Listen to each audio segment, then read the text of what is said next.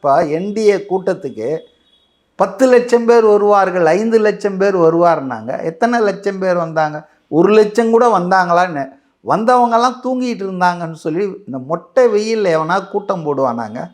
மடையர்கள் தான் இப்படிலாம் திட்டமிடுவார்கள். ஈவினிங்கில் தாங்க கூட்டம் போடுவாங்க. நல்ல மொட்டை வெயிலில் கூட்டம் போட்டு, அதுவும் சாப்பிட்டுட்டு உண்ட மயக்கம் தொண்டனுக்கும் உண்டுன்னு ஒரு பழமொழி இருக்கு.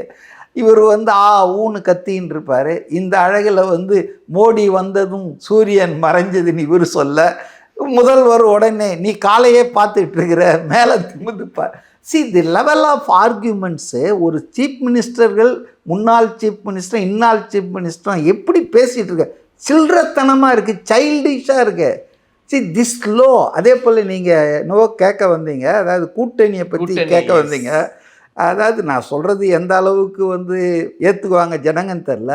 இந்த 2 கட்சிகளுமே திமுக அதிமுக மட்டிடு தி வாட்டர். ரொம்ப இந்த தண்ணியை சாக்கடை மாதிரி ஆக்கி வச்சுருக்காங்க. அரசியல் என்பது தண்ணீர்னா எப்படின்னா, சீட்டு கொடுக்கறது மட்டும் இல்லை, நோட்டும் கொடுப்பாங்க.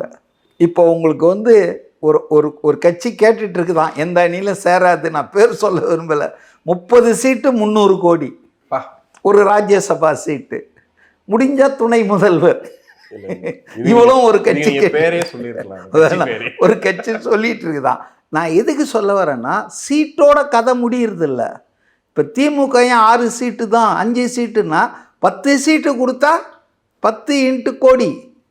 இவங்க எப்படி கொடுக்குறாங்க, ஏன் கொடுக்குறாங்கன்றத வாங்குறோனும் தெரியும், கொடுக்குறோம். அதனால தான் முன்ன மாதிரி தொகுதி உடன்பாடு கிடையாது. இப்போ தேர்தல் முடிஞ்சவொன்னா அவங்கவுங்க வேலையை பார்த்துட்டு போகிறதில்ல, அப்படியே கொத்தடிமை பல்லுக்கு தூக்கிட்டு திரிவாங்க அடுத்த தேர்தல் வரை.